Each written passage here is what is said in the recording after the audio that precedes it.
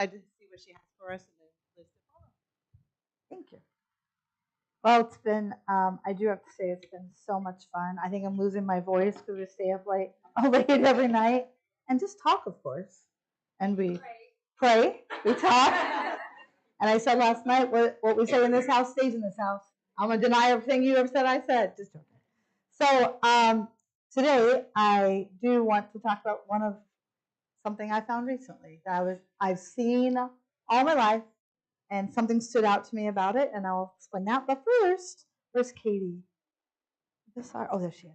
Katie came up to me, and I was doing something in my book that I keep my notes in, and it says notes, but it's butterflies all over the book. I did that on purpose, bought that on purpose. So, kind of a funny story very quickly. First of all, let me set my timer because I know that we're a little later. So, what was it, Liz? 35 minutes? Okay. So, let me set it because we don't want to get there we go. I'm going to start it, and I'll hopefully be done by 40 minutes. I will. So a long time ago in our church, we had a ladies' conference, and somebody had mentioned, I think it was our pastor's wife, it was our former pastor's wife, that she had mentioned that you should always look for something that how God shows you He loves you. Well, there's a lot of stuff. The mountains, the air that we breathe, I could go on and on. So she said one of mine is, I think hers was seeing, hummingbirds. She loved hummingbirds, so she'd get hummingbird feeder, and they'd always come. So my sister and I were talking about it, and I said, I picked out something for myself, and it's not something you would see all year long, but you kind of could. And she's like, what was it? And she's kind of like, come on. And I said, mine's butterflies. And she's like, you know what my sign is that God loves me? Giving me air to wake up in the next morning. I'm like, well, that brought that down to a low. Okay. I said, well, I have a few just in case it's winter. I see deer, all that. So she's like, that's ridiculous. So I said, I don't care how ridiculous it is. I'm going to have a butterflies. So every time I see a butterfly, and you can just let me just have my little thing here. Every time I see a butterfly, a real one, on books, wherever I see it, I say, I love you too, Lord. And that's just what I do. But there's a little teeny story to that. So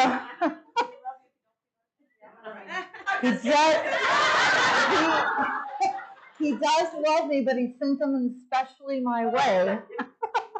And I say, despite Liz, the Lord loves me when I see a butterfly.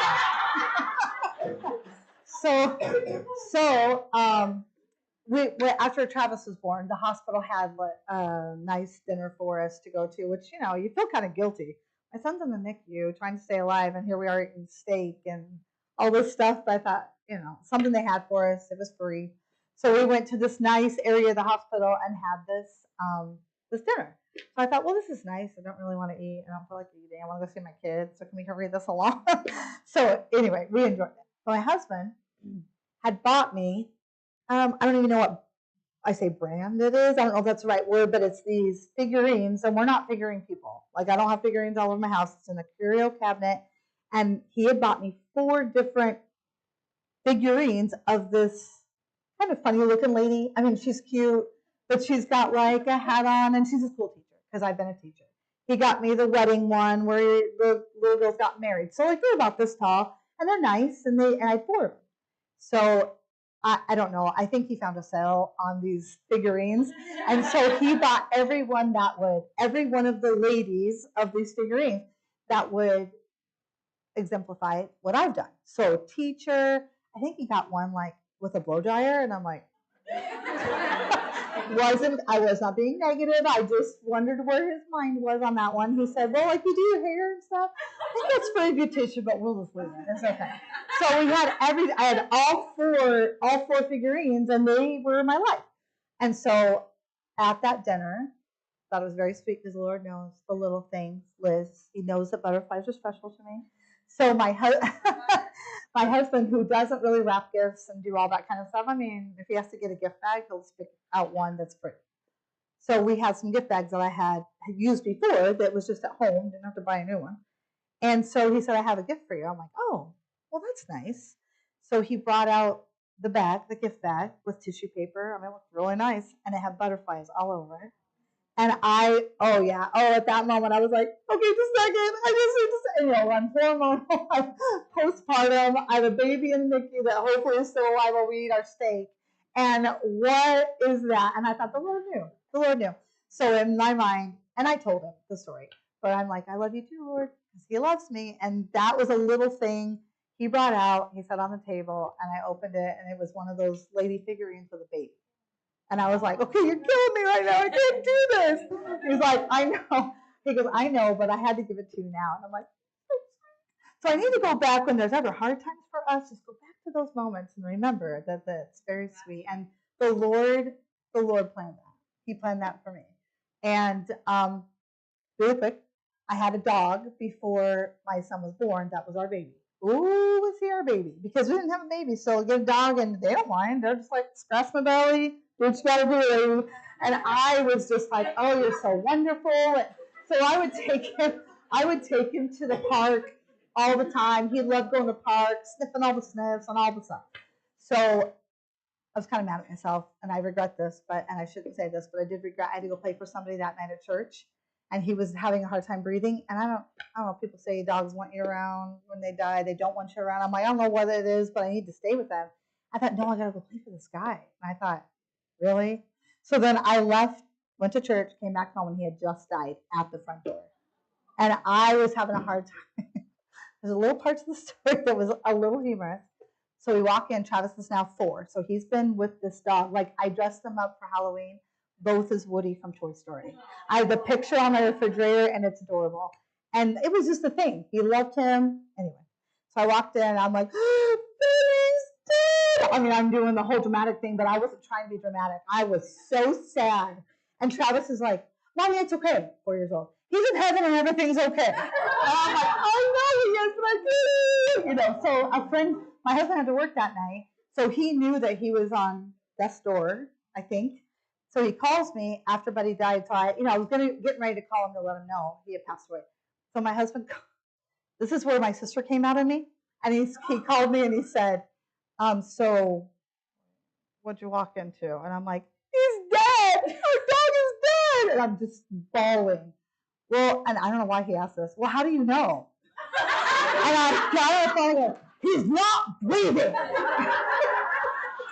He's like, okay, don't have to get mad. I said, I'm very upset. I gotta know. So he's like, so I thought that was really funny in that moment. Like, how do I know? I shook him a little just to make sure.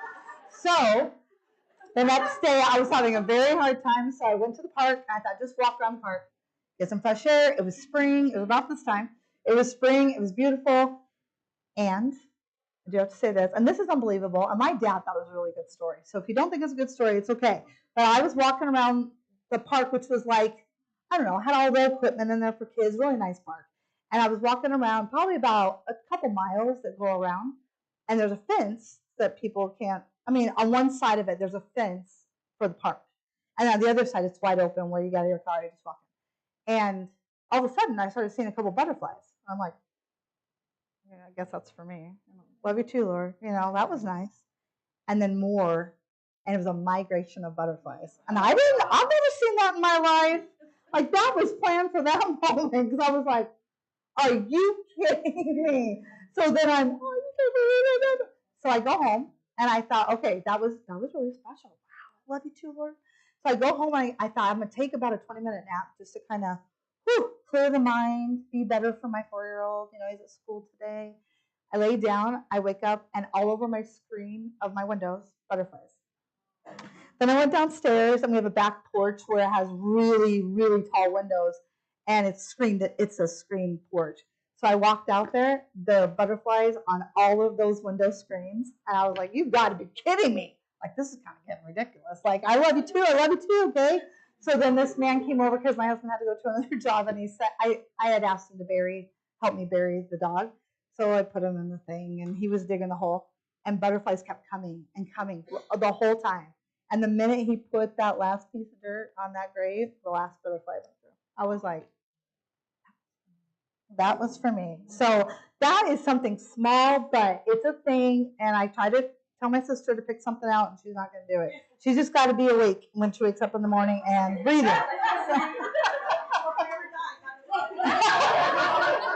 You're going to go live with him and you can tell him you love him all you want, when he dies.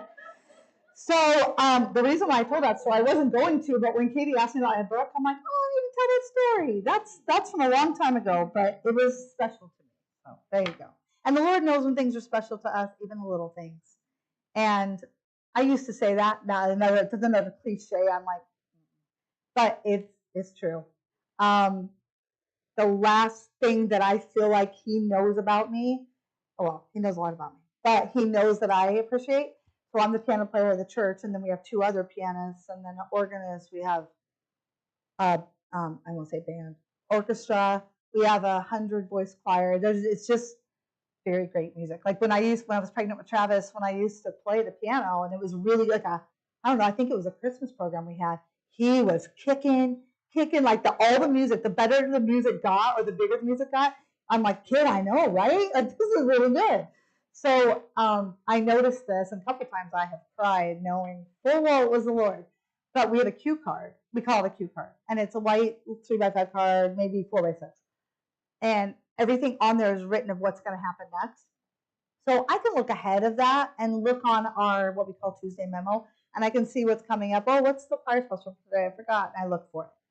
Well, I wasn't doing that, and so I never knew like what congregationals were, but I'm familiar with them. I'm good. Don't have to look at it ahead of time. So I looked at the cue card on, and I promise you this happens all the time. I'm going to jinx it pretty soon, so I need to be careful not to talk about it as much. But on the cue card, one of my mom's favorite songs was "'Tis So Sweet to Trust in Jesus."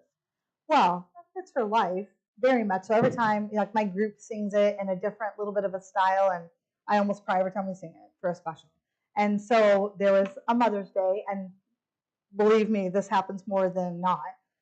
There was a Mother's Day that our pastor, he loves us to sing like, I'm not kidding when I say this, 15 to 20 minutes. We're all standing and we're singing, and we have choruses, and we have the hymn book, and he's like, let's turn to page, and we just do it, and I try to get there really fast, so here's an introduction.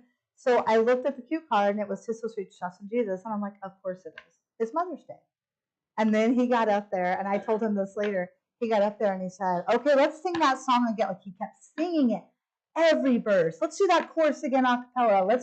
I thought, that's it. Even the CD we made for my mom before she died was called "'Tis So Sweet to Trust in Jesus." And the Lord knows those little things, and it's special to me because I think that's just for me. Like that's not for anybody else in this auditorium of 5,000 people sitting here. That's not for anybody else, but that's for me. And so when there's like it's Liz's birthday or my husband's birthday or something special anniversary, it's always a song that I know is her favorite is always on the list, always. And I'm like, okay, I can't keep expecting this because it's going to hurt me one day when there's not a special song that I think should be on there. So those little things were a special thing to me, and I really appreciate the Lord looking out for the little things. That's just for me. Nobody else in the world, not everybody else gets that, and I get it. And I get the thought that I know he thinks about me. I know he loves me, but it's right there in front of my face. So anyway, so today I was reading my devotions the other day, and I won't have you turn to it because it takes a little more time, but I'll just say what the verse is. And one of the verses, I have a devotion book, and it gives about between 3 to 8 verses that you can look up to go along with the devotion. I don't know, I like it. So one of them was Psalm 27:13. Psalm 27:13 I have known all my life. And I read that verse that day, and I'm like, huh. And this is what it says, I had fainted unless I had believed to see the goodness of the Lord in the land of the living. Okay, good verse, right? I even have a song for it. The goodness of the Lord in the land of the living, I had fainted unless I had believed to see the goodness of the Lord in me. There's the song. I've known this since college, since before college. And I looked at the verse, and I thought, that's interesting. I had fainted unless I had not seen, believed to see. I had fainted unless I had believed to see, not seen. You will never see it. But can you believe to see it? Sure. So I told my husband, I said, man, I saw this verse today. And it was kind of neat because he was like, oh, what was it? And I said, Psalm 27:13, I had fainted unless I, he goes, yeah, it's a good verse. I said, no, that thing stood out to me. Like, I mean, a sign on the wall. that's, blinking. And I said, I don't know why. I've read that all my life. And he said, I preached that. We have graduation, college graduation, and some of the seniors can get up and preach or do some things, sing, whatever. We sing to our mom and dad.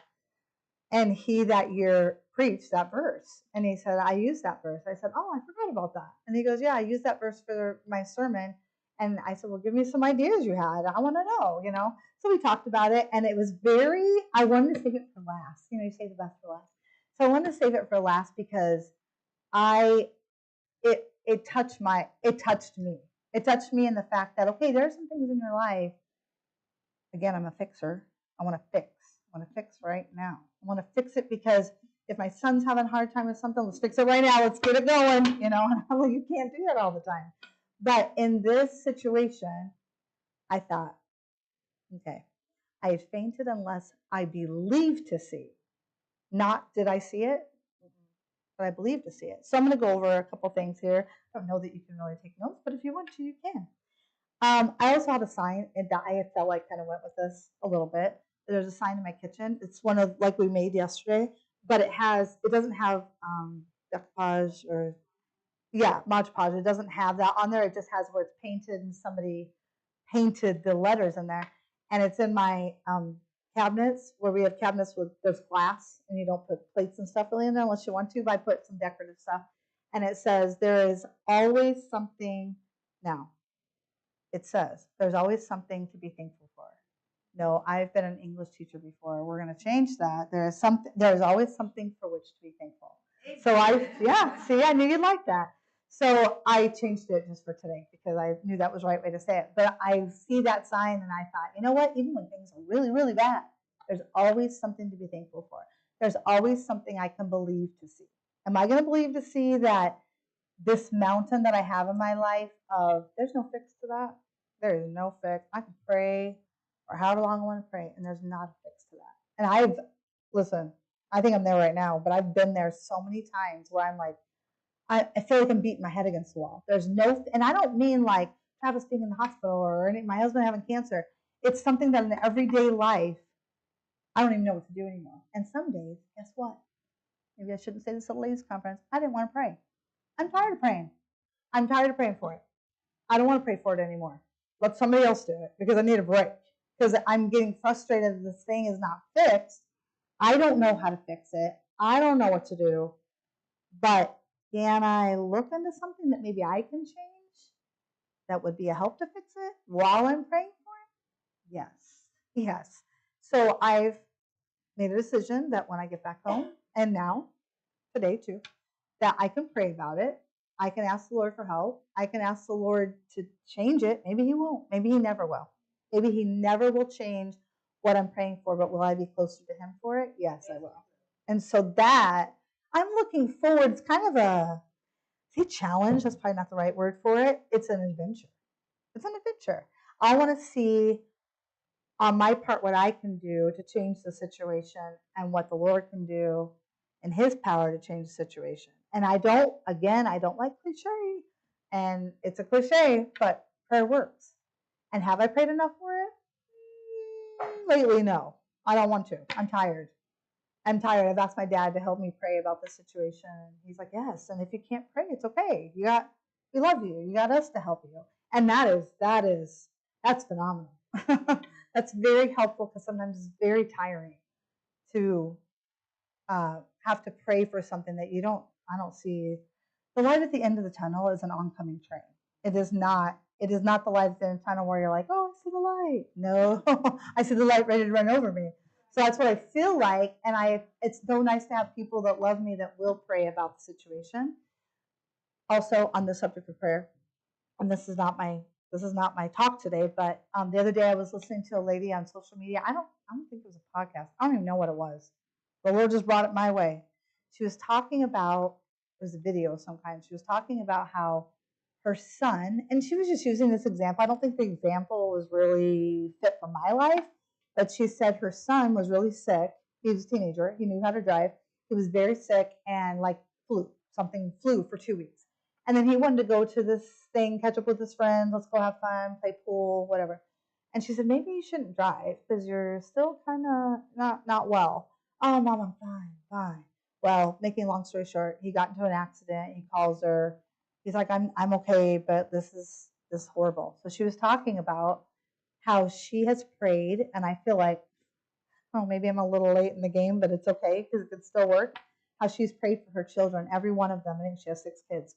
She said, I would go to their door and put my hands on their door, just pray for them, pray for safety, pray for everything that they needed prayer for. I don't know what that was. They were little. And she said, I went to their door and just put my hands on there. And I thought, hey, there's a fix. You know, could I go to my son's bedroom door while he's asleep or playing his video game? I don't care what he's doing.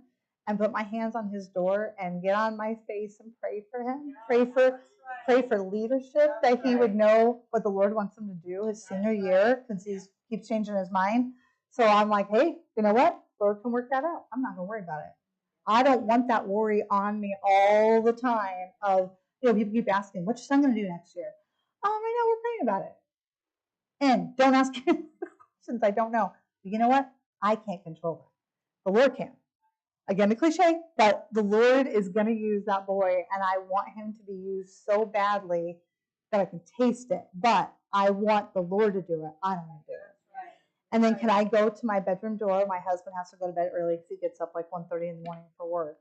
I said, can you not have to work that many hours anymore? Because the insurance part is done. Like they had to drop the insurance at that job. He goes, no, it's a good paying job. I'll still work. I'll get up at 1:30. I'm like, do what you do. I don't even wake up when he gets up, but he doesn't expect me to, but he gets up. He's a hardworking man, hardest working man I think I've ever met. And can I go to my door, my bedroom door while he's asleep and put my hands on it? Can I get on my face and pray for God to turn anything around that he wants to turn around? Maybe he won't. Maybe he won't touch it. Maybe he won't change anything. And he wants us to keep on our face, But I thought, okay, yes, I can. Can I get on my face and pray for everything? Thank God for all he's done for us. Yes, I can.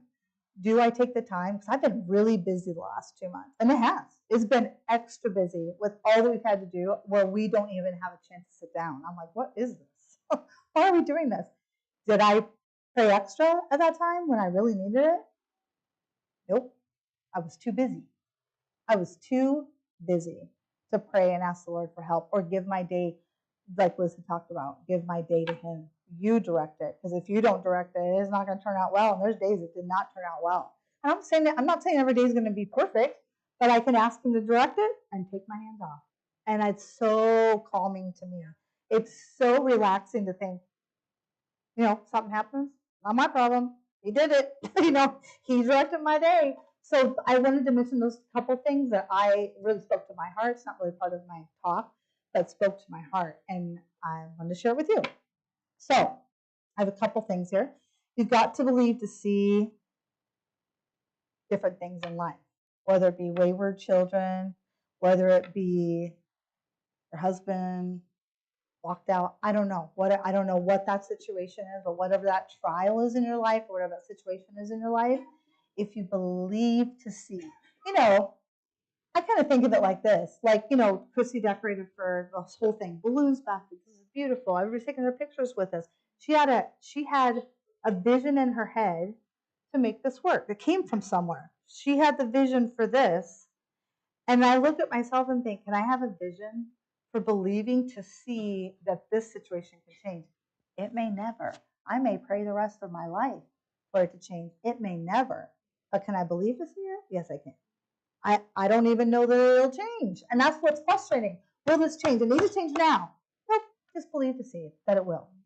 So if it's wayward children, even in finances, we all struggle with finances one time or another, or maybe all the time. And in that struggle, you have wayward children. You're like, I want to tithe, but I don't think I have enough money to tithe. I want to give extra to missionaries. I don't have enough money to give extra to missionaries. Believe to see.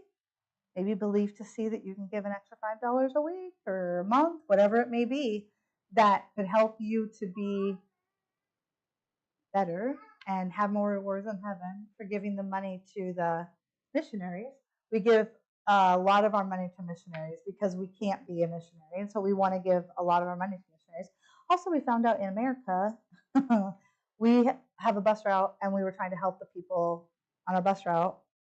Spent thousands of dollars, my husband did, to have a house that this lady was in. It was bad. So it was below zero weather. Her daughter's very, I don't know what it is, but her daughter gets really upset and then just busts out windows and kicks the door in, all that kind of stuff. So my husband noticed they didn't have windows. They didn't have windows. I don't mean curtains, I mean windows. And it was below zero. He's like, no, that's not going to happen. So he got this guy to come, guy he knew that we have some rentals that works on our rentals. And he said, can you put windows in there for them? I'll pay for all of it, the labor, all of it. Let's do this too. Let's go in their kitchen. And so, long story short, we renovated the house for them. I mean, the main parts that we could. And so a few weeks later, one of the guys that worked for my husband that went there to fix the windows and all that, he said, hey, Wes, did you buy that house that you fixed and now you're selling it? He goes, what? He goes, that bus kid's house. There's a for sale sign outside. He goes, what? So after we fixed it for them, they decided to sell this newly renovated house. They never did because my husband's like, we're gonna pull that back for a second. We're gonna put a pin in that, and we are not gonna sell this house. So he was very frustrated. Like, I'm giving my money to these people, and I feel like it's not going to where it should. So we changed our ways, and we found 2 missionaries that our church supports and doing a great work. And he literally takes the check or whatever he does to give them the money, Cash App, I don't know, and sends it to that missionary and says, this is for the missionaries, because they can do more with that money than in America, where we're like, you're trying to sell a house that is fixed for you ethically, not so good, but So I said, no, I'm for that. Send them the mission. And so now the missionaries send us pictures of where our money went. So there's been a couple people, like in Mexico City, their health care is so cheap. I mean, we could send $200 and that could take care of 10 people having surgery or something. It's crazy. So he had this lady that had to have some limbs amputated, and she needed a wheelchair. And he said, first of all, we paid for the surgery to have those limbs amputated with that money you gave, and we got her a wheelchair, and now she can come to church. There it is. There it is. That's what we want to do. And he said, like my husband said, if you could use it for food, for getting people to come to church, or whatever you need it for, you just use it. And so he had all these kids outside. They all came to get some rice and beans because they were starving. So we're like, okay, there it is. That's what we want to do. So that's what we do with our money. But he's, had to make concessions in our finances to be able to do that, because of now we're giving it to missionaries that we wanted to go far away, and we don't, anyway. So we prayed for the money, and it worked. It worked. We have it every month for them, and they are so thankful. And I love that they send us pictures so we can see what's going on, and where the money went.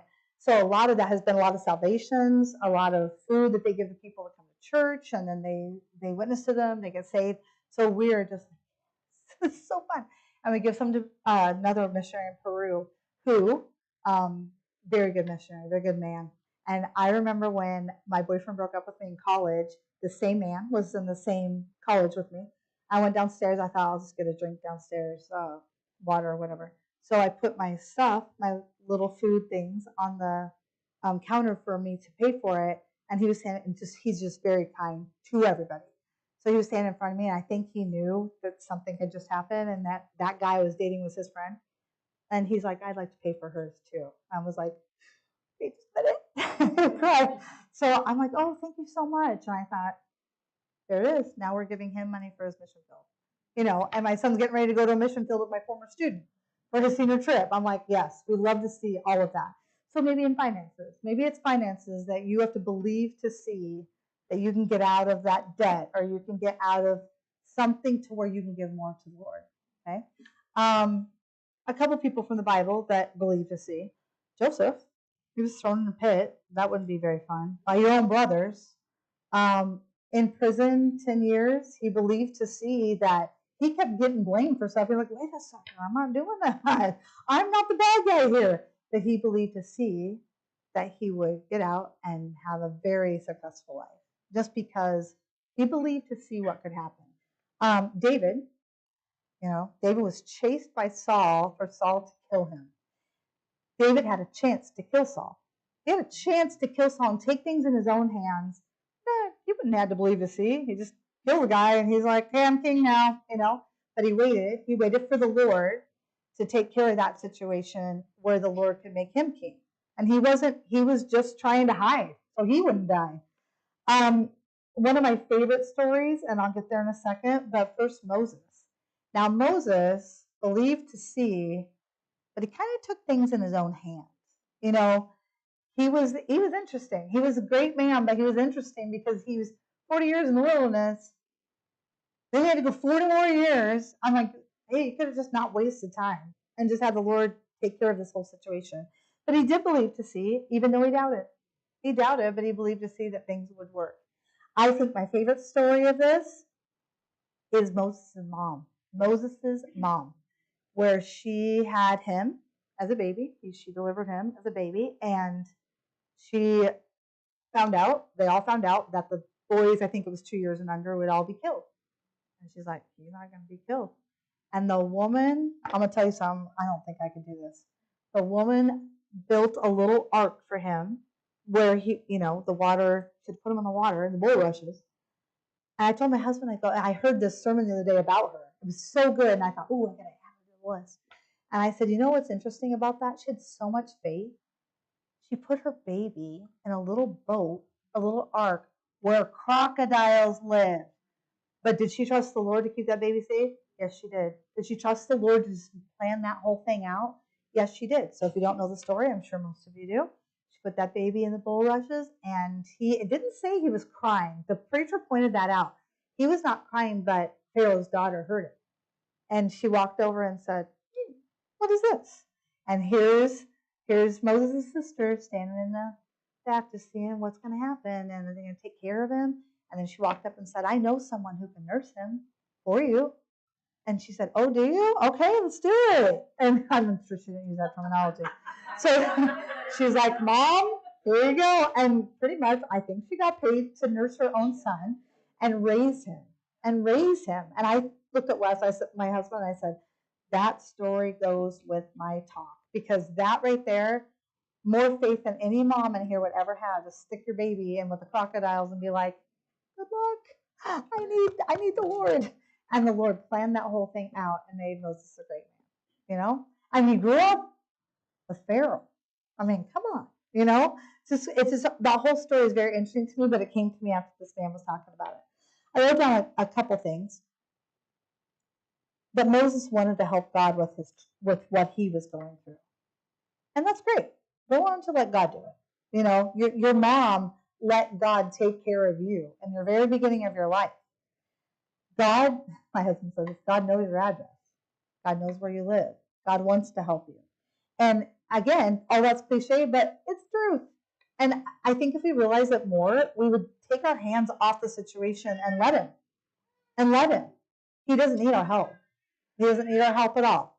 And I need to always remind myself of that because I'm like, oh no, you need me to help the situation. I know this person. Yeah, he knows them a little better than I do. And I feel like I can, because I want to fix it, take things in my own hand, worry about it, and pray about it, and worry about it, and get all upset about it. And I'm like, why? All I got to do is, there you go. Take it from me. Work it out. There's a little sign I keep wanting to get for myself, and I haven't yet because I didn't really want to spend the money. But it's a little sign that goes like a little block on your table, side table, whatever, and it says, go to sleep and let God handle it. I'm like, yeah, I need to do that. Now, I can sleep. I don't have a hard time sleeping, but I don't let God handle it when I'm like, what can I do with this situation? What can I do with that? And I try to figure it out. I don't have to. I don't have to try to figure it out or fix it. So, I have this written down. When you feel that all the light shut off, God wants your light to shine. In the midst of believing to see that this could work out, and I'm going to say something, that's a tall order. Like when my baby was in the NICU and I'm like, he's going to die today? Oh, he's not going to die tomorrow? Okay. Whew. And we're on an emotional roller coaster. I just could be in the Bible every morning and pray, I could drive to the hospital, I could see him and just watch him. And that's all I could do. I don't want to do anything else. I don't want my light to shine. My light's off right now for a while. And I didn't want it to be on. But then I thought, why not make this trial a blessing to where I can bless other people and maybe they can be saved and be in heaven? Let's not take this situation lightly. And I've tried to do that with all of my son's life. He'd go to basketball camps. During the summer, my husband would pay for a few of them to go to. And we traveled quite a ways to go to some of them. I thought, you know what? Instead of just driving him there, sitting and watching for a couple hours and then leaving, there's got to be something out of this that I can make better. So all of his coaches, like they'd have different coaches for different teams, and they've split them up. So when they would teach the basketball, whatever, which I love, and I love to watch it, I would fill out a Starbucks card for $5 and write thank you, and then have a thank you card and write the same thing to everybody. Thank you so much for giving of your time. Of course, we paid them lots of money to do this, but I don't care. I want them to know how to go to heaven. So I would put a track in there and give it to them where they could read it. Maybe none of them were saved. Maybe all of them were saved, but I could never talk to them about the Lord on the court. They were busy. So I would always walk up and I said, Travis, go give it to your coach, because he'd give me their names. And so every time we were at a basketball camp or every time we were at the hospital, tried to do something for somebody else to give them a track and realize that we were very appreciative. And hopefully I'll see those people in heaven, because I don't know. But did I plant a seed? Yeah. And I'm not saying how great I am for doing that. Not at all. I just don't want to have a situation be used in vain. You know, we're just here with my husband's cancer surgery, and then we'll go home and we'll not say thank you to the nurses and doctors because they're supposed to do that. No, I gave them Starbucks cards. I gave them a thank you note. Thank you so much for all that you did. And here's a tract. Please read it. That's the most important part of that whole thing I just gave you. And I don't know if anybody will be saved, but I try to make a situation, good or bad, to where I can give somebody a tract or a thank you card or Starbucks card or all of it. And it works. There was a lady in the hospital. She was the door lady. Like, she was at a desk, a receptionist or whatever, on his floor, Wes's floor. And I'll make a very long story short. That woman was mean as a devil. I don't know why. My pastor's wife came to visit, and another lady that knew me, and they wanted to come see us. And I'm like, oh yeah, come on in. Oh, it's great. So they were pretty strict on that floor, and I don't know why, whatever. And that woman came down, and she's like, you cannot have 3 people in this room. And I thought, hey, the night before we were with somebody else, like their dad was in the next bed over. There was 4 or 5 people there, and they were just so loud. Oh, no. My husband's like, oh my goodness, I can't sleep. I'm like, I know, I'm so sorry. I don't know what to tell you. Like, we were almost going to try to change rooms because it was so bad. And I said to her, I said, ma'am, and then, you know, I'm tired. I'm so frustrated. I said, ma'am, there were 5 people, and it doesn't even matter. Should have just said yes, ma'am. There was 5 people in the room, like in the bed next to us last night, just being so loud and crazy.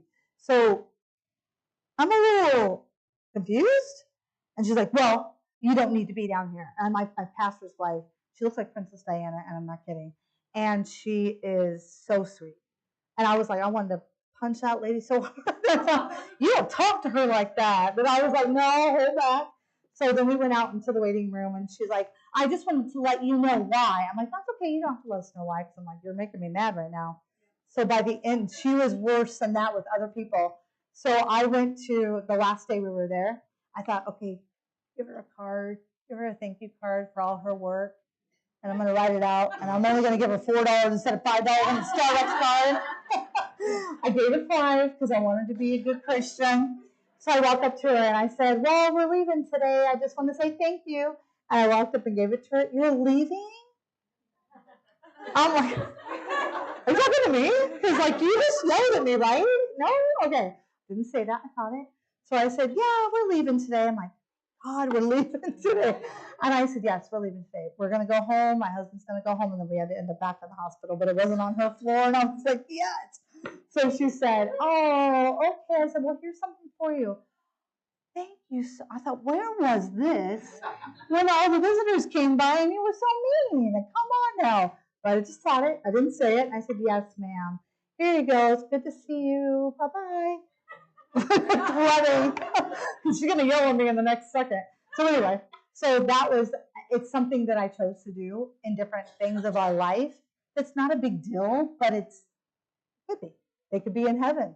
It's not a $25 Starbucks card. It's a $5 Starbucks card. It's not very much. Not even worth. It's not even enough for one drink probably, but it's something to show we appreciate and we love, and we want to give this to you, and I want to give this track to you. My husband's like, please keep doing that, because I'm like, yeah, that lady, that I get a crown in heaven for that one. So I don't know. Can God supply a table in the wilderness? Can I believe to see that God will take care of me? Yes. Does he take care of me? Yes, all the time. But can I believe to see that he will, even in dark times that I don't really want to pray about the situation anymore? I'm done praying. I need a break.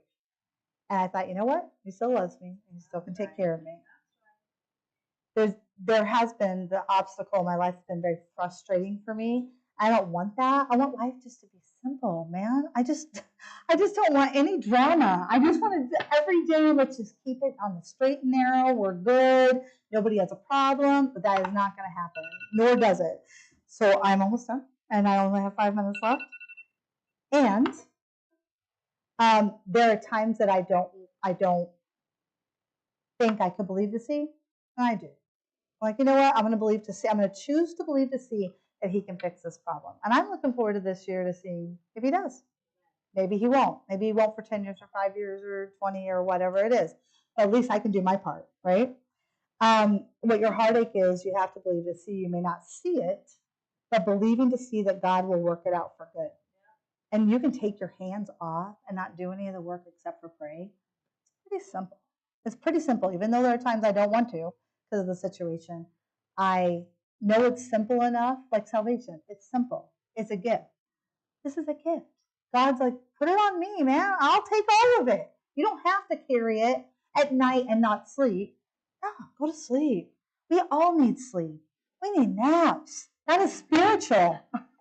You don't need to stay awake all night. I have a friend that stays awake most of the night worrying about stuff. I'm like, oh no, don't do that to yourself. Give it to him and go to bed. That's right.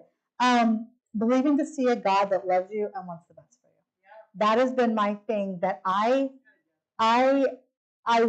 want to believe to see that. And there are times I don't see it. Like I talked about my mom. I don't see how good you are in the situation. You just took my dad's wife, who's a great helpmate to him, great couple. Why did you do that?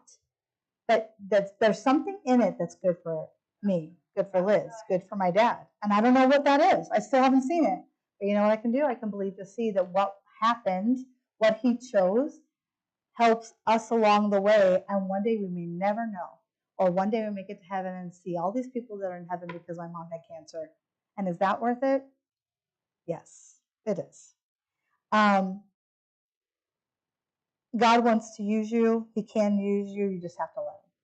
And I mean by use you, of course, in every way. In your church, in your home, all of that. But I think believing to see what he can do with you. And you're like, man, I kind of had this dream of maybe singing in church or playing the piano or whatever. I just think music because that's what my brain thinks all the time. But if you can believe to see that God can use you in a better way that he's using you now, I mean, come on. I'm running every day to my school, to the church, and I'm like, I don't know if I want to be used anymore because I'm really full right now. Like, there's no time.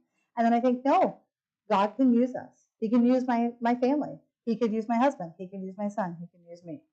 And in that light and praying for that, doors have been opened. I was like, oh, well, that's neat. I guess God answered our prayer. And we're always shocked when he answers the prayer, you know? So I just want to give you that, I don't know. I'm not thinking a good word because I'm so tired. But in ways that he can use you in light of what he has more for you than we even realize. He has more for me than I even realize. I don't think I've touched the surface. And I'm thinking, I can't do anymore. I don't have any more days, hours in the day. But I know that he can use us in ways that maybe we don't see it right now. So I think if you believe to see what the Lord can do with you, it can enlarge your coast. It can enlarge your coast. It can enlarge your ministry. So I hope that was a help to you. And it was to me. When I found that verse, I'm like, I'll use it in this way. So I hope that was a help to you. And I appreciate you all letting me be here along with my sister, and I've enjoyed meeting every one of you. And so, Chrissy, I thank you for asking me to come speak. So I'm going to pray real quick, and then I'm done. Lord, thank you for, again, the opportunity to be here and to talk about you and to speak about you and to challenge myself and the other ladies to be better for you. And I pray that you would give us a good day today. Please direct our path. We love you and need you. Amen.